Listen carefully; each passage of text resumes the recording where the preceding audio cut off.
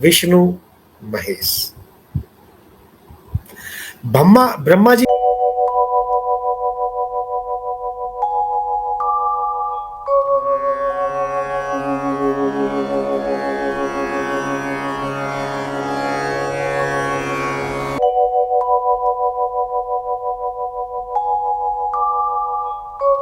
वो दामाद नहीं होता, वो भगवान शिव का रूप होता है। तो ये पवित्रता भगवान शिव और मां पार्वती के विवाह के बाद शुरू हुई हमारे सनातन में।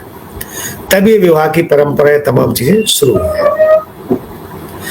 भगवान शिव के रूप में देखिए आप, हमेशा भगवान शिव ने अपने ऊपर जो धारण किया है, विपरीत चीजों को धारण किया है, जो एक दूसरे के काटते हैं। सांप है, बाज है, नेवला है, तमाम चीजें देखिएगा। लेकिन भगवान शिव से सीखो कि तमाम विपरीत चीजों के होते हुए भी कैसे समन्वय बैठाते हैं। ये असली चीज है। हमारी जिंदगी में भी तमाम ऐसी चीजें होती हैं मित्रों, जो बिल्कुल विपरीत होती हैं। पत्नी को कुछ अच्छा लगता है, आपको कुछ अच्छा लगता है, बेटे को कुछ अच्छा लगता है, बेटी को कुछ अच्छा लगता है, आपको कुछ लगता है, माता जी को कुछ, बहन को कुछ, अलग अलग है ना, बट फिर भी सामंजस्य बैठाते हैं भगवान शिव। तो मित्रों, भगवान शिव का चरित्र ऐसा है, इसको जितना पढ़ो उतना ही करना है, सामंजस्य बैठाना है। तो अगले हफ्ते मैं प्रयास करूंगा। आज हमने बात की भगवान शिव के चरित्र का विज्ञान के बारे में, और अगले हफ्ते संभवतः समय यही रहेगा 8 बजे का, भगवान शिव का हमारा सामाजिक में क्या योगदान है, इस पे मैं विस्तार से चर्चा करूंगा। आपका किसी का कोई प्रश्न हो, कृपा करके चैट में लिखें, मैं उसको प्रयास करूंगा अपनी तरफ से जितना भी मुझे आता है आपके साथ शेयर करने का। प्लीज आप लिखें, मैं इंतजार कर रहा हूं। और मेरे बोलने आपके आने तक जिसमें बाय डिफॉल्ट 30 सेकंड का मैंने डिले रखा है, कि जो आप लिखेंगे वो मुझे 30 सेकंड बाद मिलेगा। वो इसलिए ताकि जो मैं बोलता हूं आप आराम से समझे के लिखें। तो सुरेश गोयल जी, आपने लिखा, प्रणाम सर जी, प्रणाम। रात्रि को 2 बजे मानस तट पर जाके ध्यान लगाने की बहुत कोशिश करने के बाद भी ध्यान की स्थिति में नहीं आ पाया। कारण भयंकर सर्दी, तेज हवा या मेरे मन की कमजोरी? नहीं, आपके मन की कमजोरी नहीं है। कमजोरी होती तो यात्रा पर नहीं जाते। सर्दी सबसे बड़ा फैक्टर है, नो डाउट। तेज हवा है, नो डाउट। अब एक जो आपने कहा कि यदि मैं मन की कमजोरी जो है की वजह से मैं इन सब चीजों से दूर हो सकूं, तो मैं आपसे ये कहना चाहूंगा सुरेश जी कि देखिए ऐसा है, हम उस लेवल के सिद्ध पुरुष नहीं है। एक दिन में सिद्धि नहीं आती। हम चाहें कि 24 घंटे ध्यान लगा के उस लेवल पर पहुंच जाएं कि जहां हमारे शरीर पे ताप का असर ना पड़े, गर्मी का असर ना पड़े, सर्दी का असर ना पड़े। ऐसे योगी हैं हिमालय में जो कि सर्दी गर्मी से दूर हो चुके हैं। तो सुरेश जी, हम और आप एक सामाजिक और एक पारिवारिक बंधु हैं। हम मन मजबूत है जब भी वहां तक गए हैं, पर हमारा शरीर उतना मजबूत नहीं हो पाया हमारे तप बल में कि हम प्रतिकूल परिस्थितियां, अति सर्दी अति गर्मी को जो है सहन कर सके। तो इसमें आप मन को वो ना करें। हाँ, एक चीज जरूर कर सके, यदि आप कर सकते हैं, जैसे मैंने भी प्रयास किया था लेकिन हाँ शायद अब थोड़ा छोड़ दिया है, ठंडे पानी में नहाना शुरू कर दीजिए आप, जैसे मैंने बताया। तो धीरे धीरे शरीर आपका ठंड को ग्रहण करने का आदी पड़ जाएगा। तो मैं एक एक्सपेरिमेंट मैंने ऊपर किया था कि मैं जब कमांडेंट था मिर्थी में, यानी कि लिपू लेक साइड में उधर ही, तो मैंने ठंडे पानी का नहाने का प्रण किया। और मैं ठंडे पानी पे सर्दियों में भी, बर्फ में, ठंडे में ही नहाता था। तो 3 साल तक मैं सर्दियों में ठंडे पानी में ही नहाता रहा। अब शरीर ऐसा हो गया कि एक दिन हमारी पत्नी जी नहाई तो उन्होंने मेरे लिए गर्म पानी में बाल्टी भर दी। अब ये मानव मन है, लालची तो होता है। दिल्ली में जब गर्म पानी की बाल्टी थी, हमने पानी अपने सिर पे डाला तो वो पानी मुझे इतना गर्म लगा मेरे निशान पड़ गए शरीर पे, जबकि पानी गर्म नहीं था। हमारी पत्नी उसमें हाथ डाल रही है। बोले कहाँ गर्म है? चूंकि 2 साल से 3 साल से मैं ठंडे में नहा रहा था, तो शरीर मेरा ठंडे का व्यस्त हो गया, गर्म का व्यस्त नहीं है। कहना चाह रहा हूं कि आपको जो ध्यान नहीं लगा पाए, इसलिए नहीं हो पाए कि शरीर आपका अभ्यस्त नहीं है। जब मैं ट्रेनिंग करा था 90, 89, 90 में, तो हम लोग बद्रीनाथ से आगे, आप लोग बद्रीनाथ गए होंगे, तो सतोपंथ ग्लेशियर की तरफ रास्ता जाता है स्वर्गारोहणी के लिए। तो एज ए ट्रेनिंग हम लोग उसी साइड में पहाड़ों में ग्लेशियर में ट्रेनिंग कर रहे थे। तो वहां से हम गोमुख की तरफ ग्लेशियर में मूव किए, तो वहां पर एक गुफा में हमें साधु बाबा मिले। काफी बुजुर्ग थे, लेकिन उनकी खाल, यकीन मानिए, जो खाल जैसे गेंडे का दिखाओ ना, ऐसे मोटी खाल, वैसी मोटी खाल थी। बस एक वस्त्र पहना होता, बाकी कोई नहीं था। जब बातचीत हुई तो पता चला महाराज जी उसी गुफा में रहते हैं, सर्दी में भी, बारिश में भी, गर्मी में भी कंदमूल खाते हैं, थोड़ा बहुत जो मिल जाता है वो खा लेते हैं। तो ऐसी उनका वो है।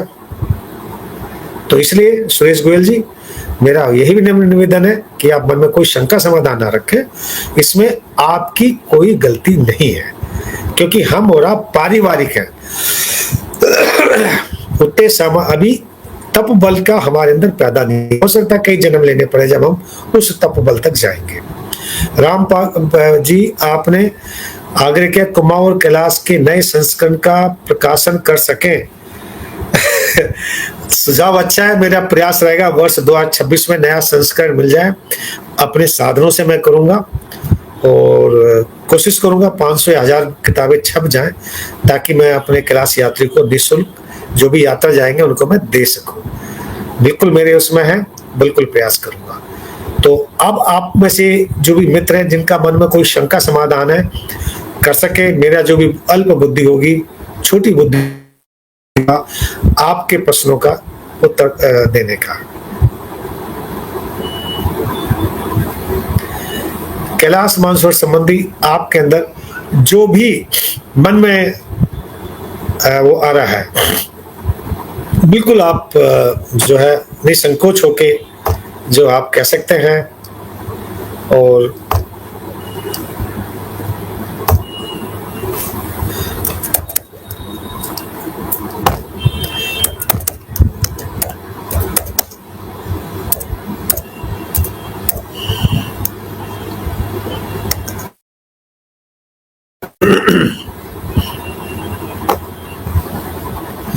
आप कुछ भी फुल पूछ सकते हैं।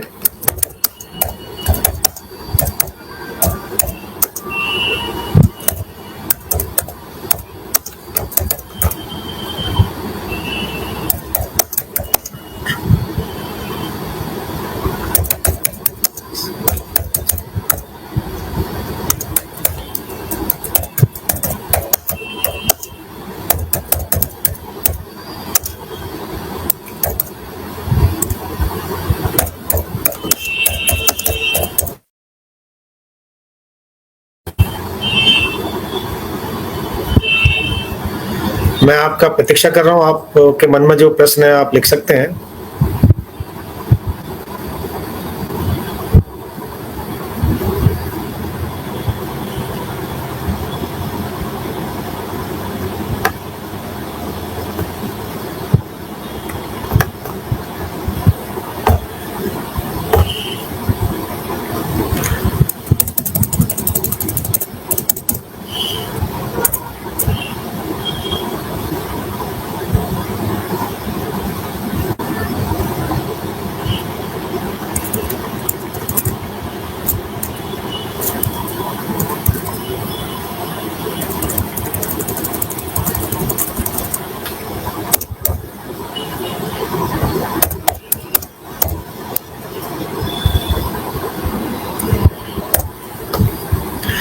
ये एक छोटा सा प्रश्न आपके लिए डाला है, कृपया करके इसमें लिखिए कि कैलाश जैसे हिमालय पर्वत स्थल में ऐसी ऊर्जा का प्रभाव होता है जिसने अनुभव किया है। आपने क्या इसका कोई अनुभव किया, नहीं किया है? हाँ या ना में लिखिए कि क्या आपने कैलाश मानसरोवर यात्रा का एक कॉस्मिक एनर्जी का अनुभव किया है। हाँ, और नहीं किया तो नहीं।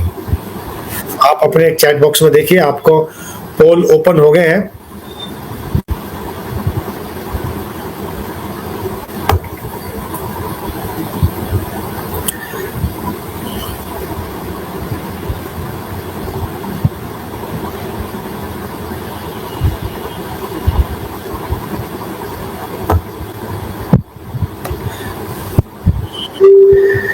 100% लोगों ने लिखा है कि कॉस्मिक एनर्जी का अनुभव होता है। आज वो अनुभव क्यों होता है, इसके पीछे का कारण क्या है, इसी विषय पे मैं बात करने के लिए हम लोग एकत्रित हुए हैं। और चलते चलते कैलाश पर्वत के विषय में बात ना हो तो बात अधूरी होती है। कैलाश पर्वत एक ऐसा पर्वत है, हमारा पूज्य पर्वत है, जो कि कॉस्मिक एनर्जी को अर्थिंग करता है, यानी कि इलेक्ट्रोमैग्नेटिक वेव्स जो कि आसमान से उठती हैं उनको अर्थिंग करके धरती में लेके जाता है।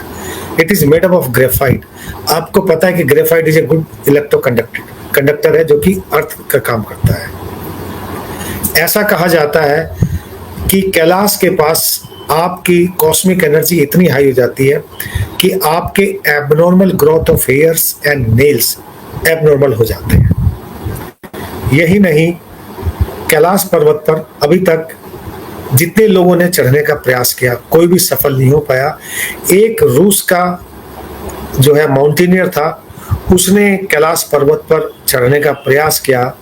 कहा जाता है जब वो चढ़ने वाला था इतना तेज बवंडर आया कि अल्टीमेटली वो नीचे गिर गया, लेकिन वो मरा नहीं। उसका अनुभव था कि मैं अपनी सुध बुध खो चुका था, और जब नीचे आंख खोली तो लगा मुझे किसी ने उठा के नीचे रखा है।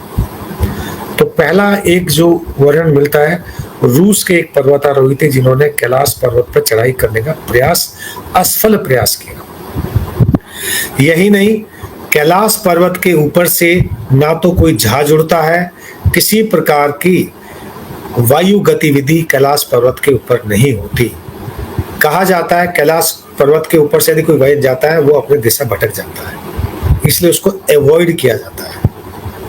ये भी कहा जाता है कि जो हमारी सैटेलाइट्स जो अंतरिक्ष में हैं उनको भी इस तरीके से किया जाता है कि वो कैलाश के ऊपर से ना निकले, उससे लेफ्ट या राइट से निकलती है।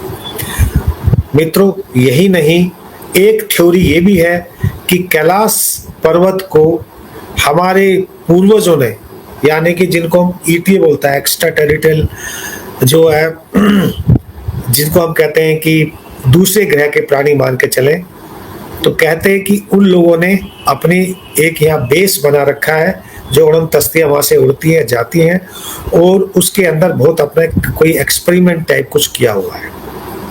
तो एक जो थे जिनका अनुभव था कि पूछा था राम प्रकाश जी ने कि भाई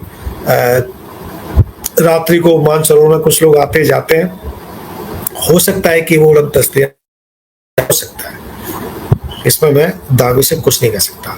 तो ये कैलाश के विषय में जो थोड़ा बहुत मुझे पता था आपके साथ मैंने शेयर किया है। और इससे पहले मैं आप सबसे विदा लूं, अभी 4 मिनट बाकी हैं 1 घंटे में। आपके मन में फिर भी कोई दुविधा हो, कोई प्रश्न हो, बिल्कुल पूछ सकते हैं। और हम लोग जो है ताकि अगले संडे को जो पड़ेगा, इतवार 7 तारीख ही पड़ेगा, तो शाम को 8 होंगे भगवान शिव का सामाजिक पहलू क्या है। क्योंकि मैं चाहता हूं कि आप लोग, हम लोग भगवान शिव के अनन्य भक्त है, इसमें कोई शक नहीं है, लेकिन अंध भक्त नहीं बनना है। हम भगवान शिव को क्यों पूजते हैं, वैज्ञानिक काज हो गया, सामाजिक का होगा, फिर हम धार्मिक की बात करेंगे। तो धीरे धीरे एक एक चीज को भगवान शिव के हर एक चरित्र के विषय में परिचर्चा करेंगे, यही एक उद्देश्य है। तो मित्रों, आज भगवान शिव का है, इसके बाद आगे मौका मिलेगा भगवान श्री राम को भी लेंगे, कृष्ण जी को भी लेंगे, ब्रह्मा जी को भी लेंगे, विष्णु जी को, ऐसे एक एक भगवान के चरित्र को लेके हम प्रति रविवार को इस प्रकार से लाइव सेशन करते रहेंगे।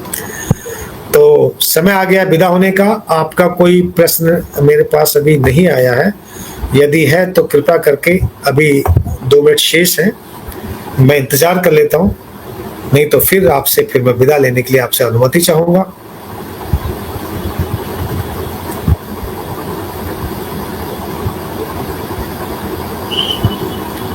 तो चलिए, अभी आपका कोई प्रश्न नहीं है और हमारे आज केवल 8 ही मैक्सिमम सदस्य जुड़े थे। तब तक के लिए मैं चाहूंगा, जय हिंद।